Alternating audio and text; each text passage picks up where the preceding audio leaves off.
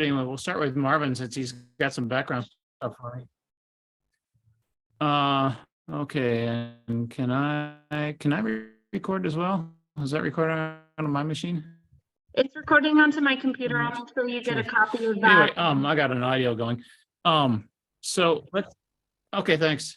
Let's start with Marvin Falk, who told me he has some background stuff, and we'll go from there.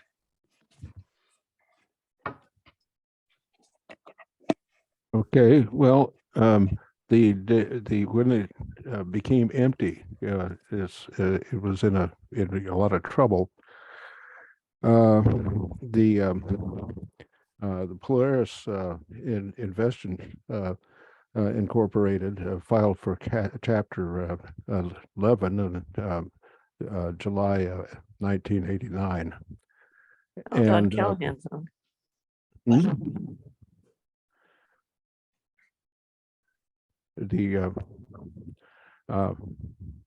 It was run by Ruth Burnett and her husband Wallace, and they were longtime Fairbanksians.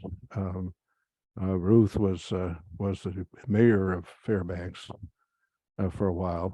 As a matter of fact, I did a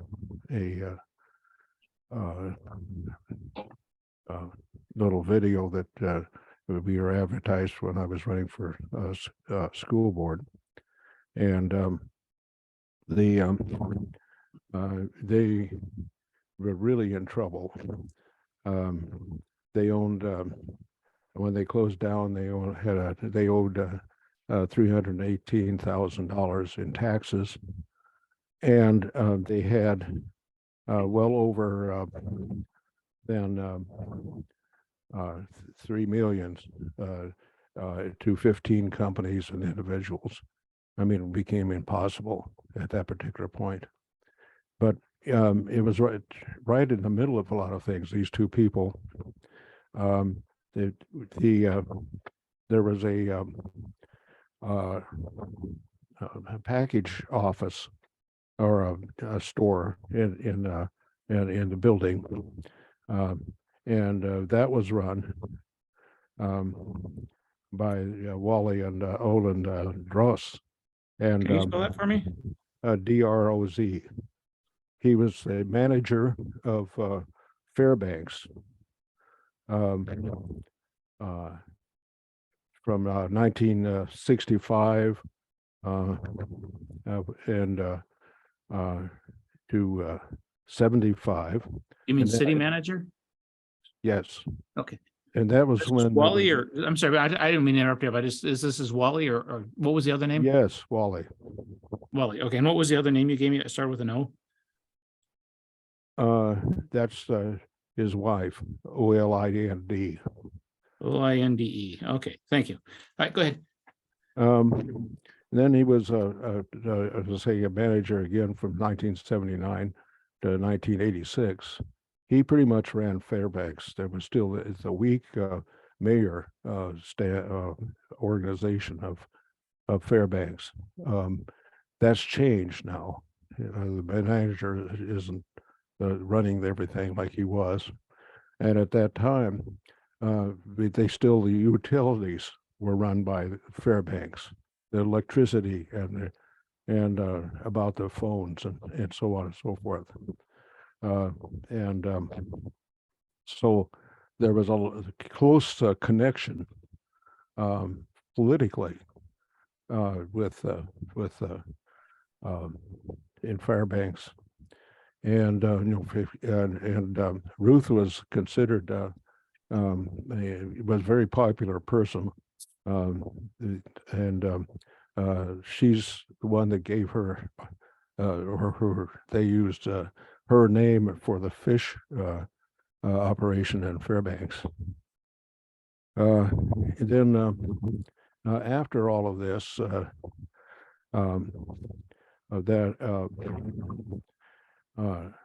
Wally, not Wally, but Wallace then operated Alaska Arctic Fire, And that's still in operation, even though he's passed on. I think his son's running it now. But they've been really at the core of Fairbanks for a long time. So, I mean, that's my most I have to say about it. Since about 1975, I've been taking photographs of buildings in Fairbanks, and I've been able to do some in detail. For example, Samson's hardware and Masonic building inside and out, Switzerland, and so on. The Fairbanks Hotel as it's being filled down. But I've never been able to get into the Polaris building because it's dangerous because of the from the mold and all that kind of stuff. And so I'm very anxious to know about more what's going on and document it as best possible at this particular time. So that's what my first concept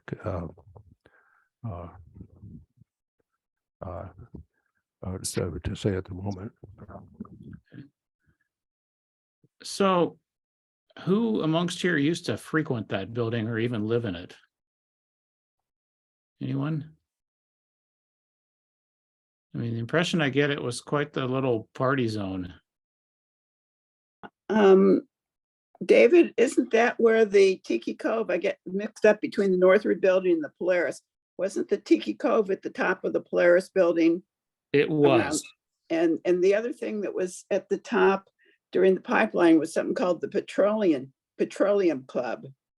And I don't have dates, but I remember you had to be a member somehow to go there. I don't remember even being able to go there for a while, but then maybe they opened it up and it was a bar and so forth. And then the Tiki Cove was there for a while. And I'm sure I went there for dinner a couple of times, but I this is what, the mid 70s, right?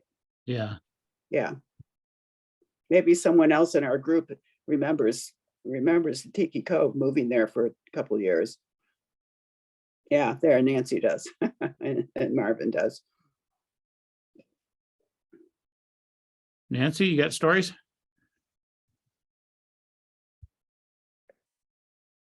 No, I don't have any stories. I just, no, I can't remember that far back, but I know I was there. I was behaving myself, sort of.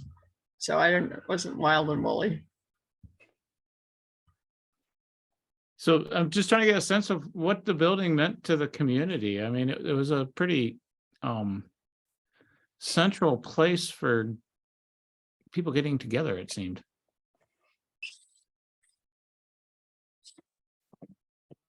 Does anyone have memories of kind of how the building played into the city's culture? Well, I can make a comment. There was a Sizzler downstairs on the first floor. It was a good restaurant. There was another restaurant before that. I can't think of the name of it, but somebody you can sure remember it. It was a national restaurant also, I think. Barbecue or something. Anyway, I was never impressed with the building. When Wally Burnett had it, he put that slab siding on and kind of dressed it up. Then the Hovendens took it over. Tom and John, they were realtors. And he tried to make it work. I think it was John. John took it over. Can you give me the spelling on that last name? Hovenden, H-O-V-E-N-D. H-O-V-N? O-V-E-N-D, Ian, I think. Ian or O-N. Hovenden. Ian. Wasn't Ian? Ian. Yeah. Hovenden. Okay, I'll look it up. Both were realtors.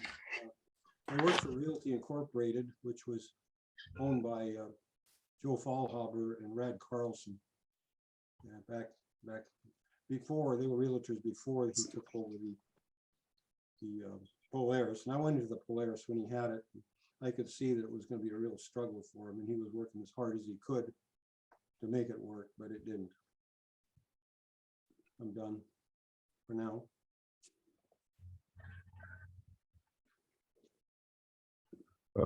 Wally claimed that the reason that the business went down was the urban operation where they tore a lot of buildings down and messed around to renew the center of Fairbanks, and he said it killed the traffic to the hotel. It just fell off. Well, I can comment on that because I was city engineer and I didn't see, I worked on the first urban renewal and it had nothing to do with the Polaris building. It was to upgrade housing. And the second urban renewal, it had nothing to do with the Polaris or downtown either for that matter. So I don't know what that excuse was. What I'm saying is I disagree with that.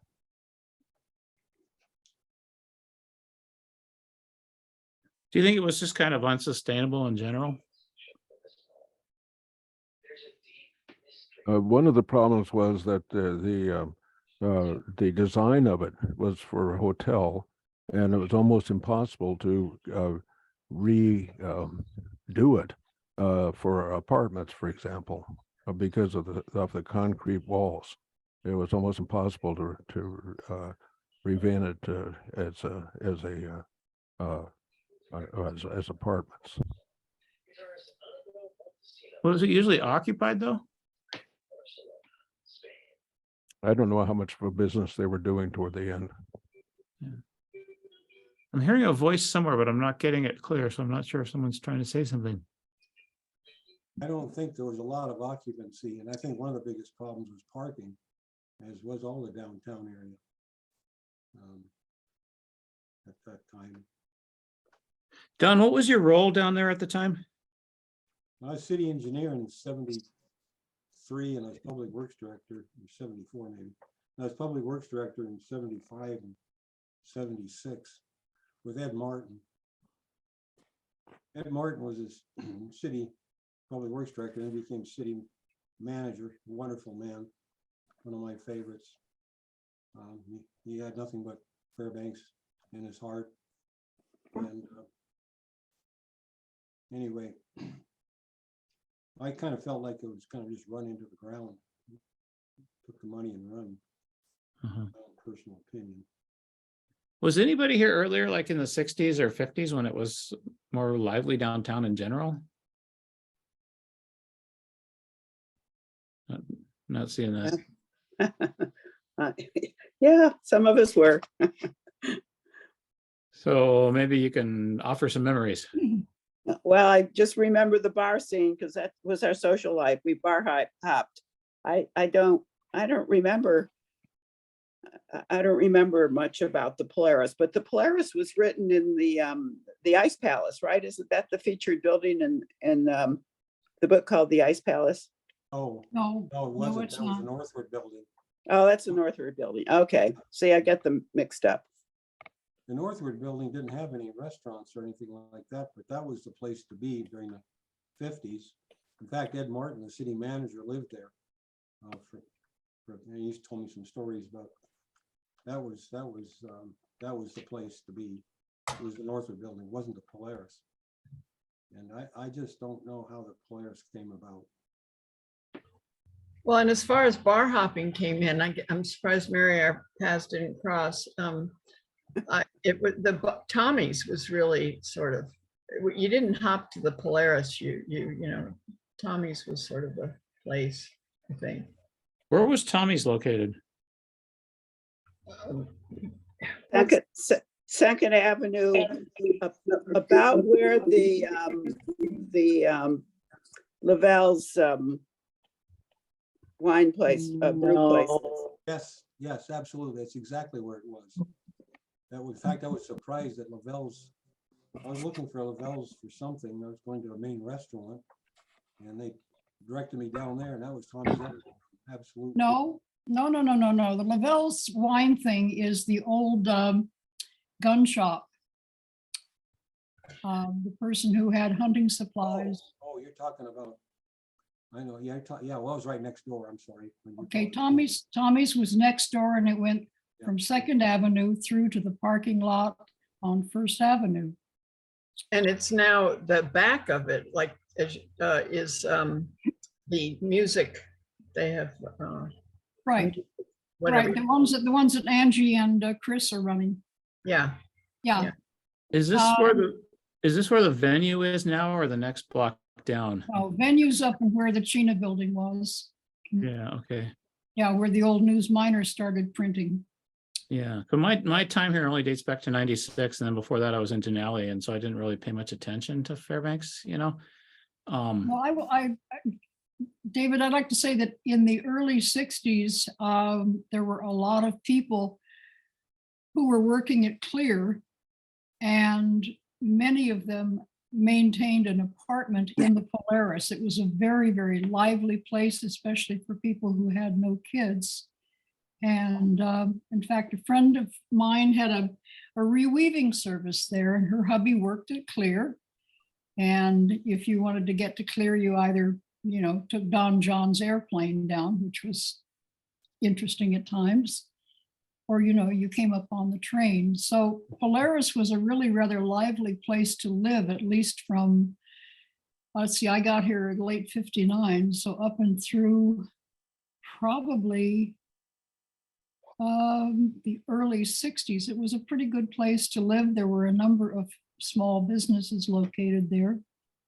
And then ultimately the top floor, which was intended as a penthouse, became the Petroleum Club. Did anybody ever visit the Petroleum Club? No? Are you able to hear me? Yep. Yeah, all I've got on the screen is Caro. So what name do I have on this? Well, we can't get my sound to work on the computer. This is Sally Murphy. Sally Murphy, And- okay. And we've kind of gotten off the stream, I think, of what you're trying to find out. I moved into the Polaris building in 1955. Wow. And it was built, I believe, in 1952. My husband moved in there before the building was completed. They completed some floors and were able to move people in as they finished. And it definitely was built as, it was designed as an apartment building. I don't know if I misunderstood Mr. Falk or not, but it was designed for apartments. And then Yes. don't remember when they made that change, but it was the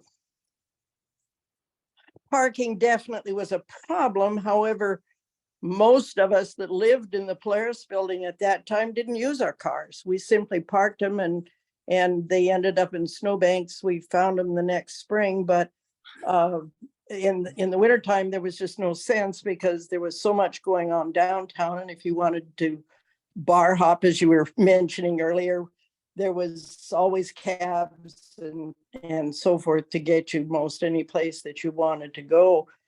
Winter Carnival was always held right downtown, and they used to have barbecues. They would grill, set up their stations right there across from Aurora Motors, between the Polaris and Aurora Motors. And if you were lucky or unlucky enough to live on that side of the Polaris building, well, let's say you could smell the barbecue all day long, all night long, from that position. And it was good or bad depending on what your situation was. If you were expecting a child, it was not the nicest of the smells that you could have all day and all night. But it was Did an you amazing experience place. that? And pardon me? Did you experience that? I certainly did. Yeah. Yes. And yes, in the upstairs, when it was put into the Petroleum Club, was a pretty amazing place. They had very excellent chefs at that time. And yeah, it was kind of exclusive, but I don't remember because we were not involved in the petroleum field at all at that time.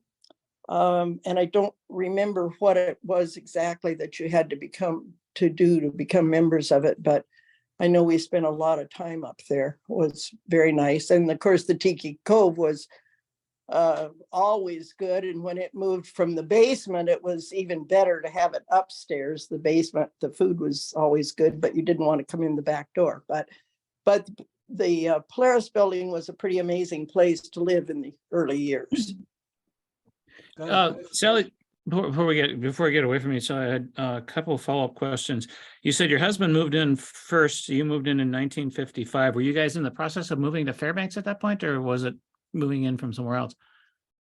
He came to Fairbanks in 1952 and moved in there. And I'm not certain if it was 52 or 53 that he actually moved in to the Polaris building. And then he left for a while. And then when we came back up here to live, then we again moved into the Polaris building in 55. So you went straight in for you when you came to town. Yes. Okay. And then I didn't get a note, so the other question is going to have to float away from me. That's okay. How big were the apartments? 1 bedroom, 2 bedroom? They had a choice of apartments. The one that we had was a studio apartment. It was quite large, however, full kitchens in them. And I don't remember if there were 2-bedroom ones or not. I know there were 1-bedroom apartments, but when we moved out of there, we moved down, oh shoot, the name just went away. We moved on to the corner of First and Noble. Gryman Apartments is where we lived, and which was right next door to the to Tommy's Elbow Room, which is now the music room. Yes. So you said it was a pretty lively place. Maybe describe how so. Well, the Polaris as such was quiet as far as we were concerned at that point, but the bar area and so forth downstairs was always an active place. There were always people coming and going there. At that time, of course, the annex wasn't there. It was, I don't know. I mean, there was just a lot of activity downtown, and you know, so mainly it just involved the Polaris because the Polaris was downtown.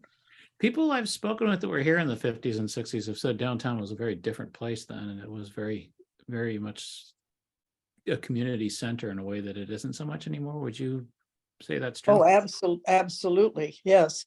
My husband managed the Co-op drugstore downtown, and the counter that was there at that time was the place in Fairbanks to meet. Everybody met at the Co-op and participated at the Empress or the Lacey Street theaters. There were lots of movies going on, but the Co-op was kind of the place to gather.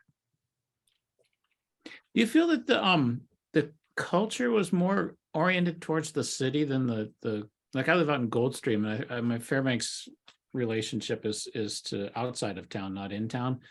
And do you feel that it was more focused on the town itself at the time? Well, yes, there wasn't much beyond 12th Avenue and so forth. So yes, certainly it was definitely, and yes, it definitely was centered downtown. There were lots of shops. And of course, as most places were back in the 50s, they were individual shopping opportunities rather than department store type things. Although we did have, I don't remember exactly when the first department store moved in. Oh, shoot. Yeah, yes, these thoughts, it takes a while to bring all that back, but yes, they're definitely downtown. So how did the Polaris fit into that then? You think people kind of came through there quite a bit? Well, yeah, people just lived there. I mean, it was a good place to live downtown. Right, but also just to live, like even non-residents, they were coming through quite a bit. No, I don't think so. At that time, those were apartments. Uh-huh. I Well, you mean, said there were bars, and that's why I was wondering. So it was Eh, like, there was were the bars a- open originally? there was a bar A in, bar? at the bottom of the Polaris building, yes, on the first floor. Was that there Uh, when you moved in, or did it come later?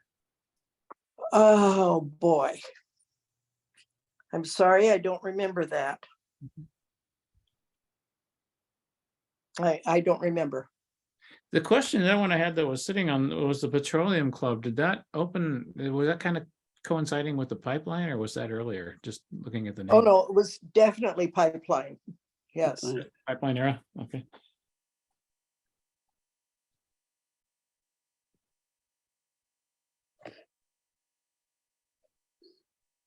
So do you have like any anecdote memory of living in there that would kind of illustrate what life was like as a resident? Well, not really, other than my recollection of being up there and the view from up there and watching the carnival activities down below and so forth. We no, just in general, meeting people. I mean, it was like I say, it was you met people in the lobby and so forth, and that's how you became to know people around town. And most everyone was involved downtown because that's what it was in the 50s. Was the population within the building fairly stable where it developed a sense of community? We didn't stay there that long. So I can't really address that. Mhm. We later lived in the Northward building, and my recollection of community living within a building was more of the Northward building, actually. Why would you say that was the case? Was it just your duration there, or do you think there was some differences in the way it was arranged? I think differences in the way it was arranged, probably. Mhm. There was more, well, there was a grocery store and drugstore and a lot more amenities in the Northward building than there were in the Polaris building. And so consequently, there were more people participating in that part of the building rather than, in the Polaris building, it was more just an apartment building, where the Northward expanded its lower level. Would And you a bar, of course. Would you say that the Northward was considered a little bit of a higher end place then compared to the Polaris? I don't know that we had that feeling at that time, no. Okay.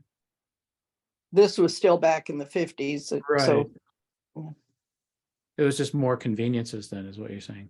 yes. Yeah. Mhm. Didn't Marianne Nichols live in there? Do you know her?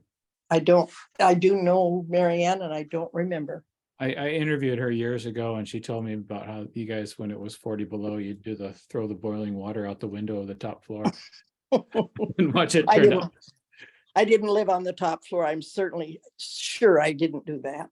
Yeah, I've got to chase her down and see if they did that in the Polaris. I'm sure it was done, Oh, sure. Yeah. So who else has stories? Sally, Pardon me? Sally, Yes. Why'd you move from the Polaris to the Northward? Well, actually, we moved from the Polaris into the Greiman building because it was a little less rent and it was a little larger. It was a 1-bedroom unit in the Greiman building. And then we moved from the Greiman into the Northward because of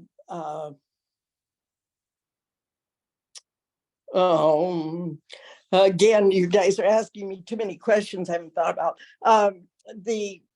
The person that was in charge of the co-op counter, ice cream counter, restaurant, whatever they called it at the time, they were leaving, and we had the opportunity to make that move, and buy some of the furniture that they were leaving and so forth. And so we just made that move into the Northward building. Don, maybe you can address this since you were a city engineer. Kind of what I'm gathering is that the construction of the Northward was more conducive to apartments and comfort for the residents than the Polaris. Is that something you observed or something you'd weigh in on? No, I didn't. No, I didn't know either of those. I had nothing to do with either of those buildings as far as in my job.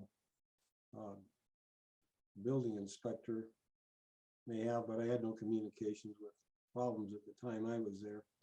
As long as Sally's here, I got a question. Who were the two waitresses at the co-op? The native, wonderful lady, and the German lady, and who is the janitor? Do you remember? Well, Elsa Yeah. was, and her daughter Lisa, and the janitor, oh my goodness, I can picture him, but right now I can't give you his name. Oh, bless his heart. I replaced him for 2 weeks as janitor when I was in high school, and it almost killed me at work. And that guy was a funny guy. He did it every day except for about 2 weeks in the summertime when he took a vacation. Yes, that's right. He was an amazing fellow. So I'm seeing Yes, a well, Roger- you and probably, Oh, where'd they go? I was going to say you and probably half the teenagers in town worked at the co-op sometime during their life, or at the Empress or the Lacey Theater. Yeah, that's probably true. A friend of mine was working there in high school, and he recommended me, and I worked there for a couple of years, pricing stuff. And anyway, I made $1.37 an hour. I think $1.25, and I got it raised to $1.37. Yeah, prices were somewhat different, yes. Yeah, that would have been a good wage back then for a teenager. I'm seeing a Roger. Is it Bruner or Brunner? I don't think your audio's on.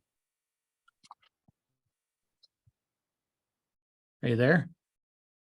Nisha, your Yeah. audio is not on. This is Nisha Steinkruger. I'm Rogers Bruner's lovely mate.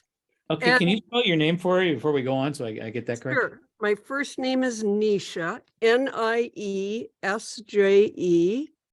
My last name is Steinkruger, Steinkruger. I bet you spent your whole life spelling that. Yeah, I blame my parents. Yeah, I got lucky with David James. Oh, I So just wanted to stick my 2 cents in. Did you talk about how the Petroleum Club was men only? no, so why don't you start telling me that story? Well, I came up first in the fall of 1975. I just graduated from law school, and I'd taken a job working for Lloyd Hopner and Julian Rice. And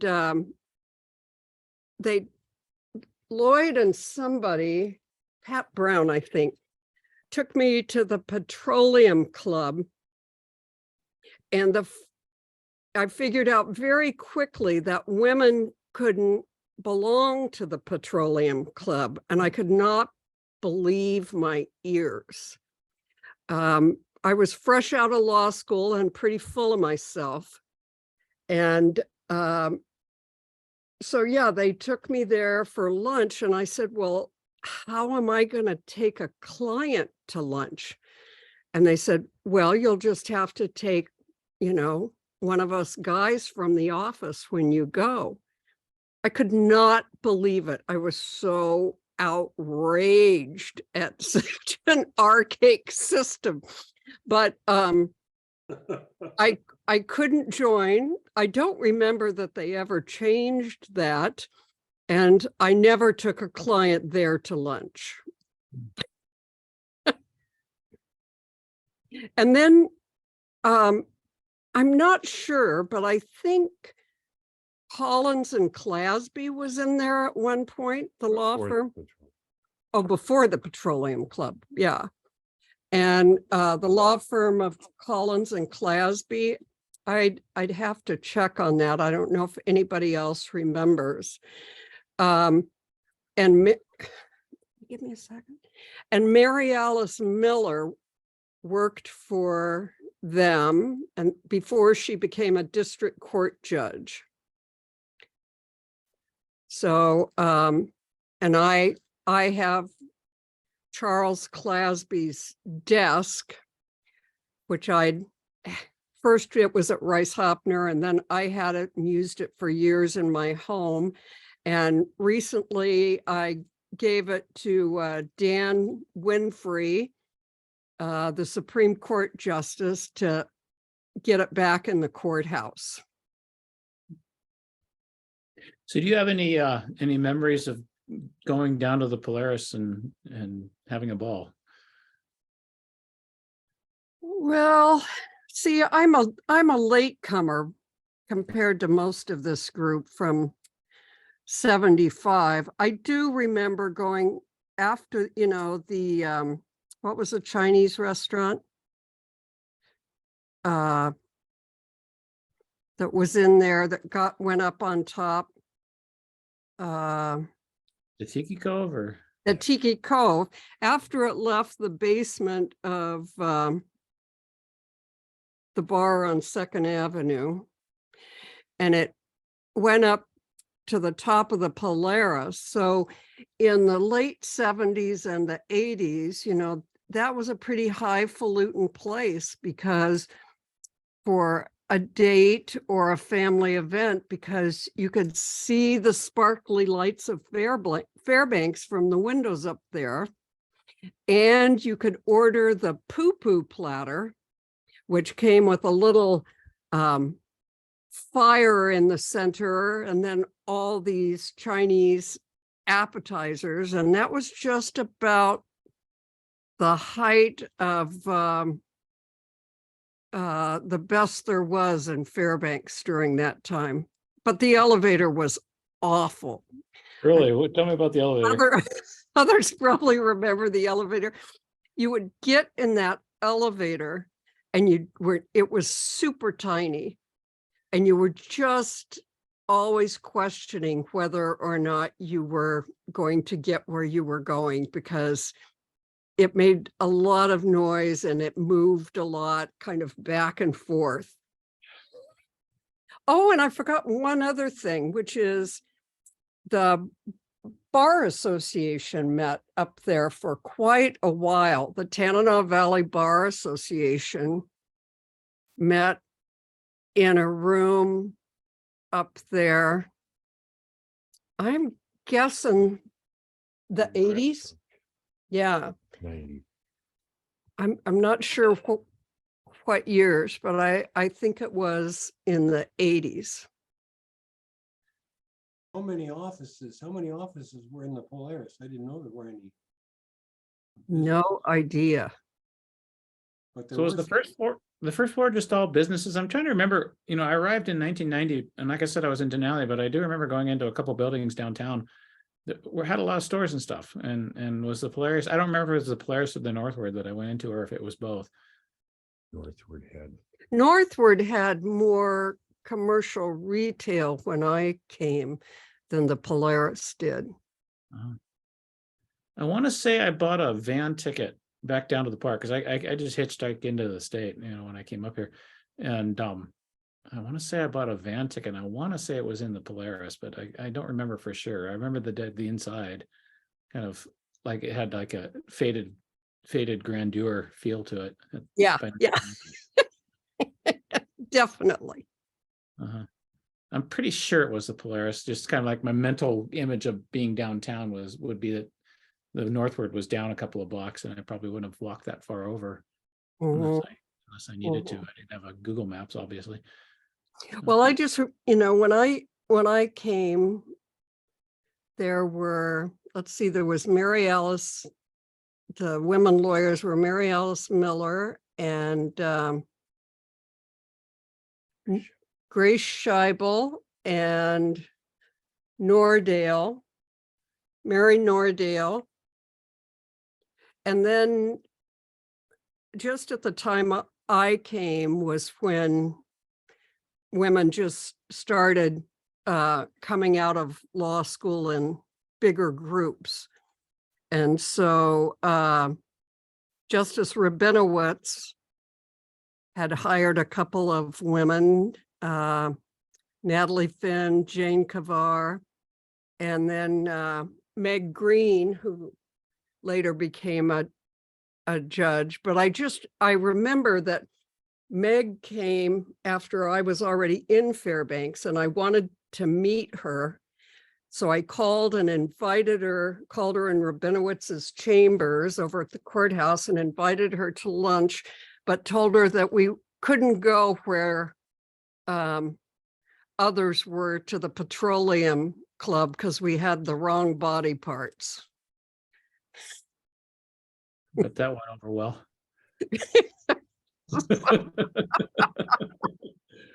That's interesting. I didn't know that part of it, that it was male only. I was Yeah. so late in the game to still be playing that. Exactly. Well, thank you for the chance to speak. Yeah. Who else has maybe background stories or memories of the building, or how it, like I said, how it played into Fairbanks culture overall too is interesting to me. Take this off now.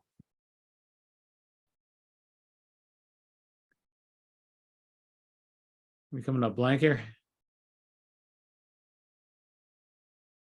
Well, I have just a real short vignette. I was interested to hear from Marvin that I guess Ruth and her husband kind of closed out in 1989, but someone else must have taken over the building because in January of 1994, the Summer Arts Festival actually leased, I don't know if it was the downstairs bar or downstairs, what used to be a downstairs restaurant, but they leased something that was off, in the, like in the downstairs, it was a big room and they had drawing on the right side of the brain. And that was the only time I went into the Polaris, and I was there for like a week doing this drawing on the right side of the brain class. And I mean, it was looking a little shabby around the ears, even at that point. Like we were supposed to go,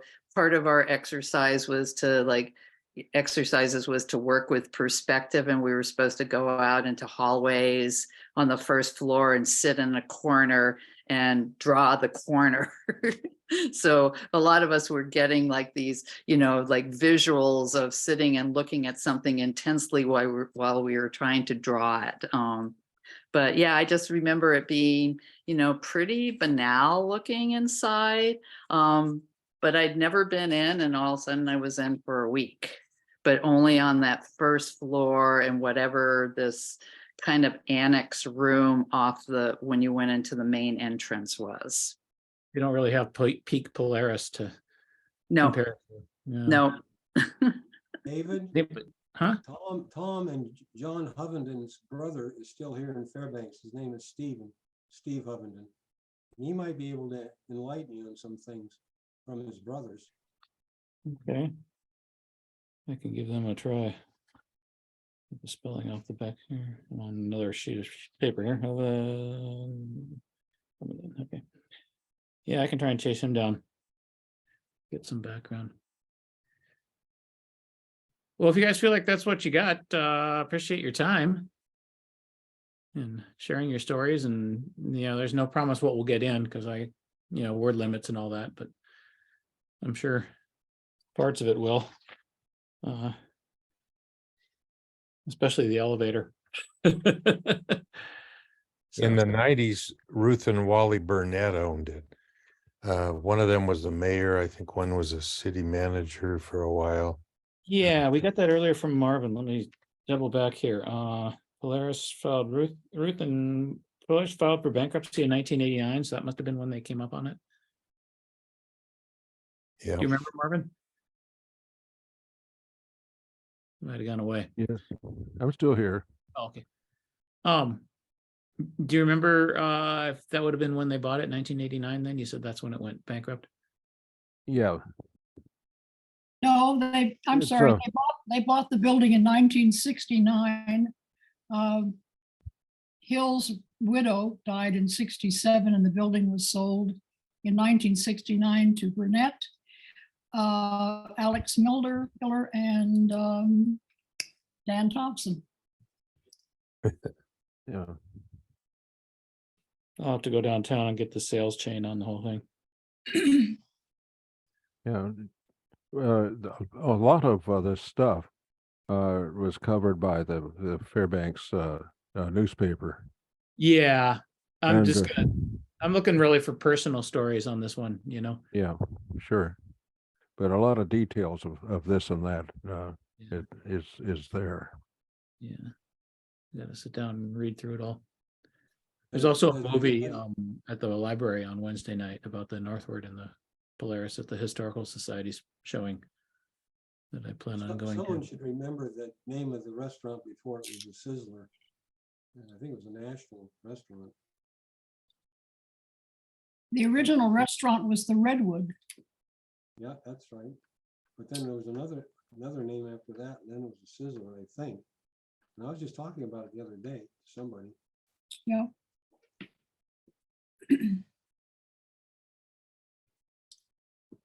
It seems like the timing of the restaurants was when the one up in the top floor closed, which was the Tiki Cove at that time. Mhm. I think maybe the whole top floor got condemned or something and the elevator didn't go there anymore. Anyway, that's when the lawyers moved down to the restaurant in the annex that sort of sticks out on the first floor. Mhm. Well, at the time that it was sold, it said it had an optometrist, a loan company, a fur company, Clark's Curios, that also had the agency for the guy who sold Singer sewing machines, which was I think he moved in there almost as soon as the building opened. And he was always part of that building. But what I would like to figure out as an historian is how a bar and restaurant owner, a very small bar and a very small restaurant owner, on his own leveraged a $12 million loan from the Federal Housing Administration. If anybody can find out the answer to that, I would certainly love to know. Yeah, that's outside of my skill set. I'm not a trained historian.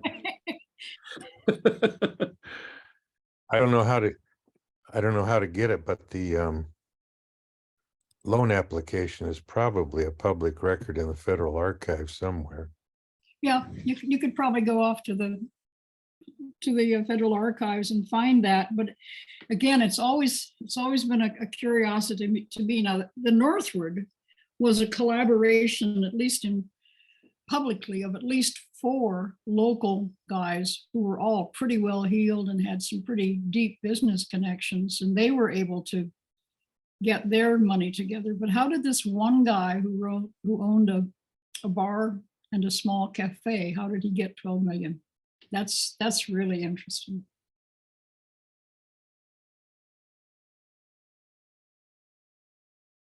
You're the one I spoke to on the phone, aren't you? Yes, you are. I am. Yeah. Yeah, when I was first starting on this and then I got sidetracked, and my book came out and a lot of my life went sideways. Yeah, that question was kind of sitting in the back, but I don't think for this article, I'm gonna attempt to answer that one. Get me in trouble in this town. But Well, there's a lot more to this guy, and you ought to go off and find an article by an historian named Ross Cohen. I know Ross. Who wrote about it for the Anchorage Daily News back in 2017. I think you might find that very interesting. This is the Polaris. Yep. Oh, actually Hill. Oh. Mm-hmm. Okay. Yep. I'll bet I can find it on their page. Sure you can. Well, does anyone else have like anecdotes, business memories, stopping in memories? I have a good living there memory, and that'll help.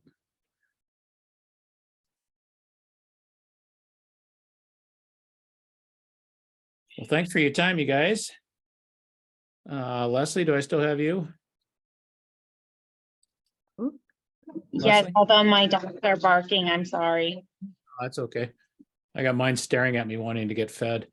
So yeah, if you can get me the video of this through email, that would be great. And if anyone wants to send me pictures, my email is always at the end of my articles in the Newsminer. So you can find it there and just bypass Leslie altogether if you have any pictures you want to contribute to the memory of the place. And I think Thank you for talking to us. you bet. Thank you for your time. Yeah, David, I'll get the recording to you as well as I was writing these of individuals as they were entering. Yeah, I was seeing notes popping up and I don't know where that would. Yeah, Yeah. I try, and then there's a couple of names that didn't have last names that I'll try and figure out for you as well. Okay. Email that to you. And if you wanted, I could email the video out to members and include your email and ask them to contact you if they have any other like stories to share. Yeah, and my phone number's in my email as well, so you can grab it off of there. I'm not too Okay. worried about people getting it. Okay, sounds good. Thank you so much, David, and we look Thank forward you, to Leslie. reading your article. Yeah, hopefully it'll be somewhat accurate. Okay. Alrighty, bye-bye. Yeah, thank you. Bye.